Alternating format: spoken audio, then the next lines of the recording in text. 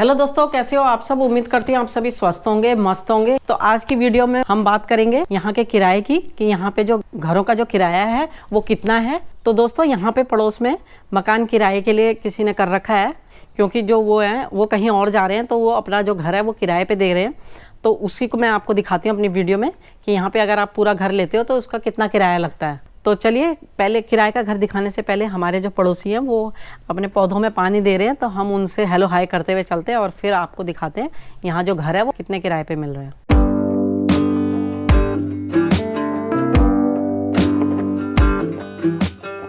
और ये हैं हमारे पड़ोसी, हेलो। और आज इस वक्त पानी दे रहे हैं अपने पौधों को और हमसे कह रहे हैं कि भाई तुम ऐसे पौधे लगाओ जैसे इन्होंने ये लगा रखे हैं बाउंड्री में, ये छोटे छोटे पेड़ से लगा रखे हैं। तो हमसे कह रहे हैं कि भाई मतलब इसी तरह के आप भी लगा लो। तो हमने उनसे कहा है कि हम भी अभी लगाएंगे थोड़े दिन बाद। तो दोस्तों मैं हूँ इस वक्त हंटर वैली में, और हंटर वैली का एक ये छोटा सा गांव है। और हंटर वैली में लगभग कम से कम 50 गांव होंगे और उन्हीं में से एक गांव है ये। और गांव का मतलब आप ये मत सोचो कि यहाँ पे खेत ही खेत होंगे, ऐसा नहीं है। यहाँ पे खेत जो है वो बहुत दूर है। और खेत मैंने आपको अपनी पुरानी वीडियो में दिखाए थे, जो अंगूरों के खेत थे वो दिखाए थे कि यहाँ पे अंगूरों के खेत होते हैं। और यहाँ पे मैं आपको दिखाने वाली हूँ एक, जो अगर आप पूरा घर लेते हो वो भी दिखाऊंगी, और अगर आप खाली एक रूम लेते हो उसका कितना किराया, पूरा घर लेते हो उसका कितना किराया। और अभी अभी ये जो सामने वाला घर है ये अभी बिका है, और अब बिकने के बाद जिसने इसको खरीदा उसने इसको किराए पे चढ़ा दिया है। मान लो आप लोग सिडनी में हो, और सिडनी में अगर आप एक रूम ले रहे हो तो उसके लगभग लग जाते हैं $400। और जो $400 हैं वो एक हफ्ते के हैं। तो आप लगा सकते हो $1 में 50 से 55 रुपये मिलते हैं। तो उसके हिसाब से लगा सकते हो कि $400 हो गए, मतलब 20,000 रुपये। तो 20,000 रुपये एक हफ्ते का किराया है एक रूम का। तो एक महीने का किराया हो गया 80,000 रुपये। तो चलिए अब मैं आपको दिखाती हूँ वो वाला घर जो किराए के लिए कर रखा है। तो वो घर अंदर से देखने में कैसा है और उसमें कितने कमरे हैं और कितना उसका किराया है। तो चलिए अब मैं आपको दिखाती हूँ वो घर। तो सबसे पहले ये है बैठक रूम, बहुत बड़ी बैठक रूम। सामने है किचन, आपको दिख रहा होगा। और इस घर में लगे हुए सेंसर, जब हम अंदर घुसे तो अपने आप लाइटें ओपन हो गई, मतलब जब आप घर के अंदर आते हो तो लाइटें अपने आप जल जाती हैं। और बहुत ही खूबसूरत सा किचन है, आप देख सकते हो। सामने नींबू भी भर रखे हैं, शायद यहाँ पे नींबू का पेड़ होगा क्योंकि ये ताज़े नींबू तोड़े हुए हैं। यहाँ पे ये देखो, ये बर्तन धोने की मशीन भी लगी हुई है। यहाँ पे ये गैस चूल्हा है, लेकिन यहाँ इसमें नीचे ओवन नहीं है। कईयों में यहीं पे ओवन होता है, यहाँ पे ओवन अलग दिया गया है। माइक्रोवेव अलग है, ओवन अलग है, मतलब दोनों दे रखे साथ साथ में। आप देख सकते हो ये बैठक रूम है बड़ी सी, वहाँ पे डाइनिंग टेबल लगा रखा है। सामने इसमें फ्रिज भी है। बाकी आपको जैसे मैंने कई वीडियो में बताया है कि यहाँ पे हर चीज़ होती है, यानी कि किचन में माइक्रोवेव होगा, फ्रिज होगा, मशीन होती है बर्तन धोने की। तो चलिए आ जाओ मेरे साथ, अब मैं आपको दिखाती हूँ। एक छोटे से बेडरूम में, बहुत ही प्यारा लग रहा है।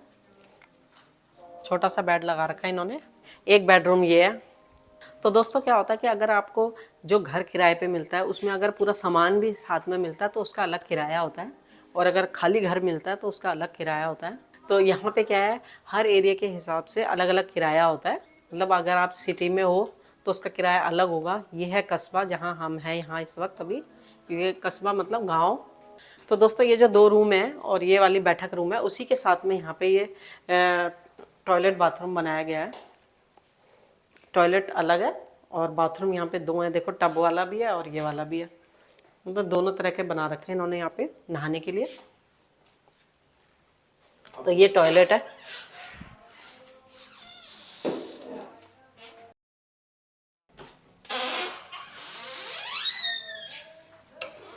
तो यहाँ हर एक जगह लाइटें लगी हुई हैं जो अपने आप ही चालू हो जाती हैं, और इन्होंने बहुत ही खूबसूरत सीनरियों से इसको सजा रखा है। ये है लॉन्ड्री एरिया। तो दोस्तों एक खूबसूरत सा बेडरूम ये भी है। और आपको मैंने अपनी जो पुरानी वीडियो दिखाई है उसमें अभी दिखाया था, मैंने आपको जो भी पिछली वीडियो है उसमें दिखाया था कि अलमारी में शीशा लगा हुआ था, लेकिन यहाँ पे शीशा नहीं लगा हुआ। तो एक बैठक ये है जिसको आप मीडिया रूम भी कह सकते हो, बैठक रूम, क्योंकि यहाँ पे टीवी लगा रखा है और यहाँ पे आराम से बैठ के टीवी देखो। बहुत ही खूबसूरत बना हुआ है घर, और काफ़ी मजबूत और अच्छा डिज़ाइन, कितना खूबसूरत दिया गया है। तो चलिए अब मैं आपको दिखाती हूँ मास्टर बेडरूम। और ये है मास्टर बेडरूम, बहुत ही खुला खुला, सामने शीशा लगा रखा है, बहुत ही खूबसूरत डिज़ाइन दे रखा है इन्होंने। ये डाइनिंग मतलब इस टेबल का बहुत ही खूबसूरत डिज़ाइन है, आप देख सकते हो। मास्टर बेडरूम के साथ में ये टॉयलेट बाथरूम बना रखा है, मतलब अंदर ही है ये भी, ये रूम के साथ में ही आप देख सकते हो। यहाँ पे ये टॉयलेट है और ये बाथरूम है नहाने के लिए। और इसका नीचे का फर्श का डिज़ाइन देखो कितना खूबसूरत दिया हुआ है। और ये दोनों वॉश बेसिन लगा रखे हैं और ये भी बहुत ही अच्छे लग रहे हैं, क्योंकि जो मैंने आपको अपनी पुरानी वीडियो में दिखाया वो अलग तरह के वॉश बेसिन थे और ये अलग तरह के हैं, तो ये भी बहुत खूबसूरत लग रहा है। और यहाँ पे इन्होंने एक टब भी दे रखा है, बाथ टब नहाने के लिए। तो ये टॉयलेट है। तो दोस्तों इस घर में 3 बेडरूम है और एक डाइनिंग रूम है और 2 लिविंग रूम है, जिसको आप चाहे मीडिया रूम समझ लो, चाहे लिविंग रूम समझ लो। मतलब ये एक तरह से 5 कमरों वाला घर है ये, और जिसमें एक ये बड़ा सा बेडरूम है, मास्टर बेडरूम। और ये है बाहर का एरिया, यानी कि ये घर के अंदर है और ये है बाहर की बैठक, जो बाहर बेड़ा जिसको कहते हैं। बेड़े में खूबसूरत सी इन्होंने कुर्सियाँ लगा रखी हैं और यहाँ पे भी 2 नकली सेब रखे हुए हैं और बहुत ही खूबसूरत इन्होंने बाहर की जो बैठक है वो बना रखी है। तो आप देख सकते हो यहाँ पे भी इन्होंने बड़ा सा एरिया छोड़ा हुआ है। तो चलिए अब हम आपको जो ये घर दिखा रहे हैं इसमें हम बताते हैं कि ये वाला जो घर, अगर आप पूरा ये घर आप किराए पे लोगे तो कितना आपको किराया देना पड़ेगा। तो आ जाओ मेरे साथ। तो दोस्तों इस पूरे घर का जो किराया है वो है $900 एक हफ्ते का, क्योंकि इस घर में आपको सारा सामान भी मिल रहा है, तो इसीलिए ये किराया थोड़ा महंगा है। अगर आप बिना सामान के घर लेते हो तो उसका जो किराया है वो है $750 से $800, और अगर आप सामान समेत लेते हो तो $900 एक हफ्ते का है, यानी कि 45,000 रुपये एक हफ्ते का किराया है। तो यहाँ पे सामान समेत भी घर मिलता है, जैसे मैंने आपको अभी दिखाया कि यहाँ पे जो पूरा घर था वो सामान समेत किराए पे मिल रहा था, और बिना सामान के भी मिलता है, मतलब खाली घर भी मिलता है। तो उसका खाली घर का किराया अलग होता है और सामान समेत किराया अलग होता है। तो दोस्तों यहाँ पे क्या होता है कि जो गैस का बिल और पानी का बिल जो है वो किराएदार के नाम पे ही आता है, जो भी किराए पे घर लेता है उसके नाम पे ही फिर वो बिल आता है। तो आप मान लो हंटर वैली में एक रूम वाला घर लेते हो, मैंने आपको जैसे बताया था अभी कि सिडनी में आप घर लेते हो तो वो आपको $400 का पड़ता है हफ्ते में, एक हफ्ते में, मतलब कि 20,000 का। लेकिन अगर आप हंटर वैली में घर लेते हो, एक रूम वाला सेट लेते हो, तो वो आपको पड़ता है $200 का, यानी कि वो पड़ेगा आपको 10,000 रुपये एक हफ्ते का। तो वही 40,000 रुपये हो गए एक महीने का किराया। और अगर आप यहाँ पे जैसे 2 रूम वाला सेट लेते हो तो वो पड़ता है आपको $350 का। यहाँ के जो घर होते हैं वो क्या होता है, जैसे कई लोग जो होते हैं वो उनको किराए के हिसाब से बना देते हैं। तो ये जो पूरा घर है तो यहाँ पे बीच में तो कहीं पे दीवार नहीं है, लेकिन जो किराए के घर होते हैं उसमें क्या होता है, बीच में दीवार होती है और वो 2 हिस्सों में बटा होता है। एक साइड जैसे 3 बेडरूम सेट हो गया, एक साइड 2 बेडरूम सेट हो गया। और जैसे मैंने आपको अपनी वीडियो में अभी दिखाया था कि वो 4 बेडरूम का सेट था और उसमें 3 जो थी वो बैठकें थी। तो इसी तरह से यहाँ पे क्या होता है कि एक बैठक एक के हिस्से में आ जाती है और 2 बैठक एक के हिस्से में आ जाती है। तो इस तरह से यहाँ पे घर होते हैं। तो अगर आप 3 बेडरूम वाला सेट लोगे तो वो आपको पड़ेगा $400 का। जब हमारे बच्चे आए थे उस टाइम $350 थे, लेकिन अब $400 हो गए। और जिस घर में हम किराए पे थे वही अभी किराए पे चढ़ा है, तो वो $400 का चढ़ा है एक हफ्ते का, यानी कि वही 20,000 रुपये एक हफ्ते के, यानी कि एक महीने के हो गए 80,000 रुपये। तो 80,000 रुपये में 3 बेडरूम वाला सेट यहाँ पे मिलता है। और अगर आप 2 बेडरूम वाला सेट लेते हो तो वो है $350 का, और उसमें मिलते हैं आपको 2 बेडरूम और एक ड्राइंग रूम, और किचन लैट्रिन बाथरूम तो होते ही हैं हर घर में। तो दोस्तों यहाँ पे क्या है, एक चीज़ और है कि यहाँ पे जब आप किराए पे घर लेते हो तो कहीं पे भी कील नहीं ठोक सकते, क्योंकि इसके अंदर बिजली की तारें गई हुई हैं।